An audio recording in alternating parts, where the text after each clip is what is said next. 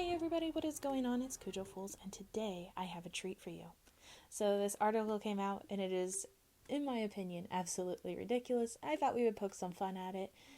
Overall, there are some concerns, but we'll just have fun today. So apparently, a recent study was released by a few organizations, such as National Geographic and the World Health Organization, as to what people with video game addiction would look like in 2040. They created a model named Micheal who exhibits some interesting features, all supposedly based on negative health choices while coping with video game addiction. I think the main part of this that bothers me, other than the appearance of the model, is the part in the beginning of the article. The World Health Organization recommended people to play video games during the coronavirus outbreak since it's good for mental health and keeping everyone socially active as well, but then turns around and says video game addicts take it too far.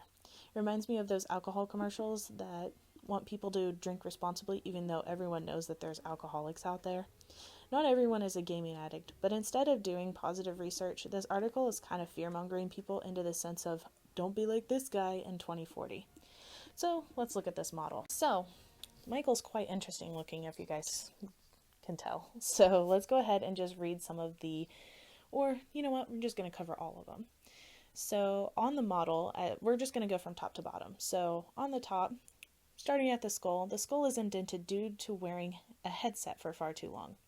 Balding due to lack of vitamin D, bloodshot eyes from staring at a screen too long, eye circles from lack of sleep, hairy ears, hunched back due to poor posture, rounded shoulders from lack of movement, obesity, stress-induced eczema, paleness from vitamin deficiency, PlayStation thumb, carpal tunnel, Nintendo arthritis, fingertip blisters, trigger blisters, varicose veins, and swollen ankles. Each one of these supposed symptoms could easily be caused by other things, such as genetics, job occupations, or even injuries during their lifetime.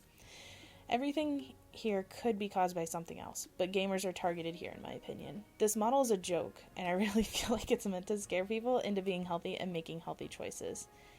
The advice that they give in the article is also common sense. Of course, this type of article isn't the first or last of its kind. I think it's safe for me to admit that at one time, I was a gaming addict. Am I still one? Possibly. I was going through a rough patch that caused me to lose myself in gaming for about a year and a half. I am pale, but it's because I am white, with super sensitive skin. People may look at me and think, I'm a bit fat, but you know what? I am still recovering from having a baby, which can take up to a year, mind you. Not everyone that loves video games is a fat, disgusting slob, and it's annoying how surprised people are at your appearance when you tell them that you game. Unfortunately, articles like this aren't really helping that much.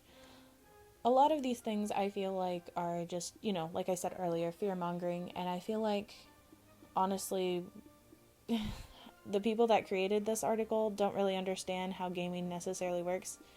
It's becoming much more out in the mainstream with competitive players or streamers or YouTubers, and I feel like a lot of people are just targeting it because they don't understand. That sounds like such a teenage emo thing to say. You just don't understand. But I really do feel like that's part of it.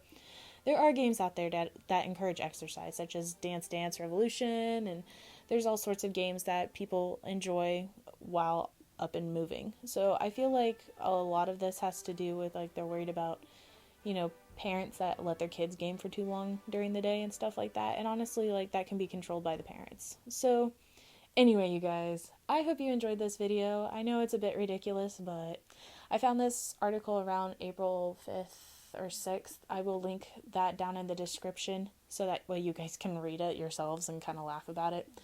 There is some serious issues with gaming addiction, but just like other addictions, seek help if you have this addiction or if you think it's worrisome. So anyway, guys, that's going to be it for this. If you have any questions, just let me know and I'll get back to you on those. And I want to thank you guys for watching, and I will see you all next time. Bye!